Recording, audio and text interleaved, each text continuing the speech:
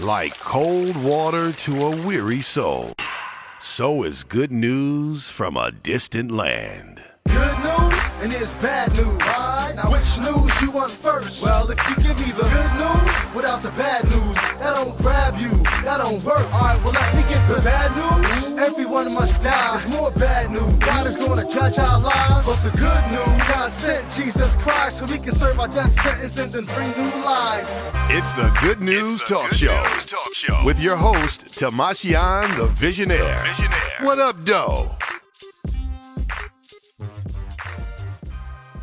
Let's get on Fade to Black.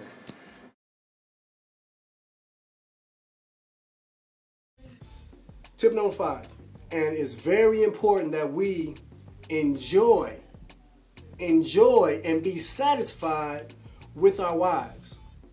Now, let's read, stay in Proverbs. Proverbs 5, 6, 7, all that talking about adultery is really rich, really good. I can't cover everything that's in it, but I do want to highlight a few things. Proverbs chapter 5, verse 15, it says, drink water from your own cistern, flowing water from your own well. Should your springs be scattered abroad, streams of water in the streets, let them be for yourselves alone, and not for strangers with you.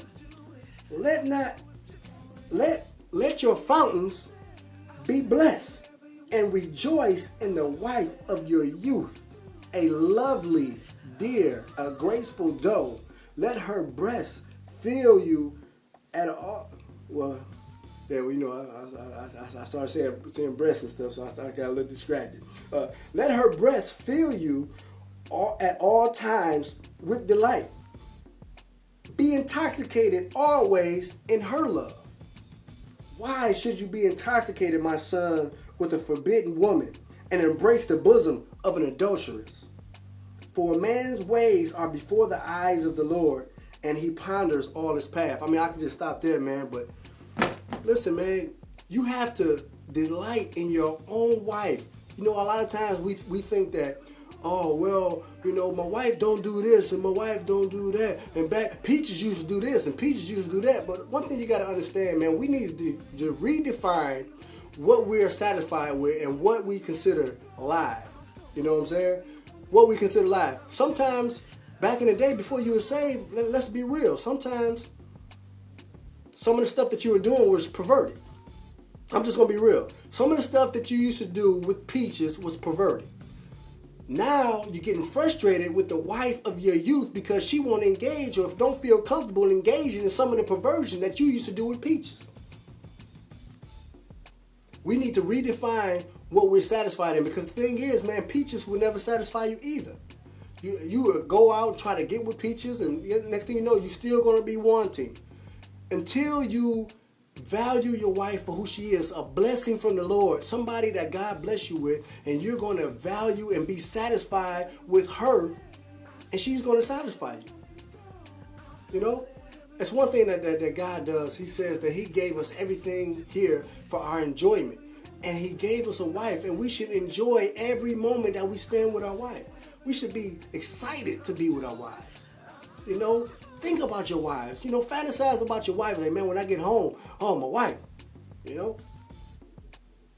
Be excited about your wife. Don't let your water go all out in the street. You're up here filling everybody else up, man.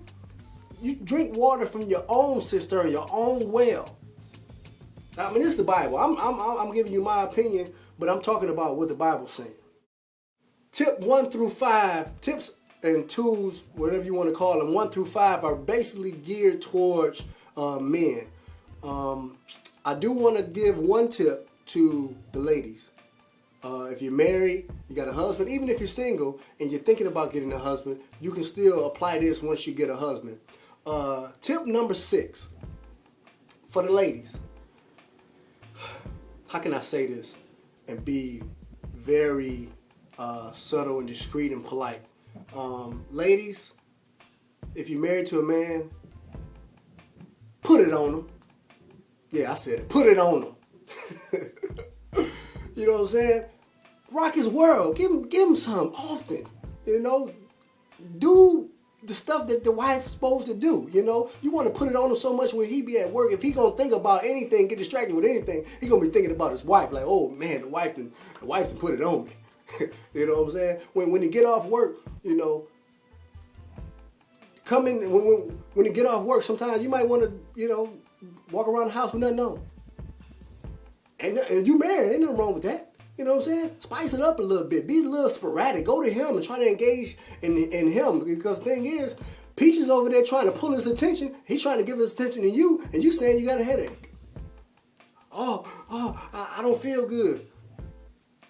Rolling over. Don't want to do anything. Don't want to fulfill your obligations, you know. But at the same time, if he come home and say, well, baby, I had an adulterous affair, this and that. How could you? How could you? How could you do that, such a thing? But at the same time, I'm not saying that if you don't give him something, that's what he's going to do. What I'm saying is, a wise woman is a woman who put it on her husband. A wise woman is a woman who put it on her husband.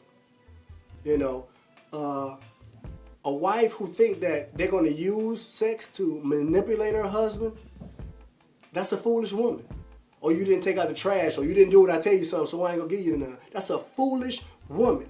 Because what ended up happening is, man, you got to look at sex for your husband as a need, not a want. You got to look at it as a need.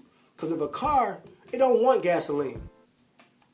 A car don't want gasoline. A car needs gasoline to function. Now, if a car goes to a gas station and the gas station, the pump is out of order, or it don't work, or the gas station is closed, what is going to happen? Peaches. Yeah, Peaches going to be open. Gas station, Peaches, free 99. That's serious. All right, we done went through the list, 1 through 6, and number 7 is probably the most important tip that I can give you. I'm just going to have to be real. I'm just going to have to be real when I explain to you the importance of this tip, is knowing that you have a relationship with the Lord Jesus. You know, he saved you for a reason, you know, and he called you to be holy. And knowing the fact that you have a relationship with him, if you cheat on anybody, especially if you're married, you're cheating on God. And I can only go by giving my testimony about my experiences with adultery.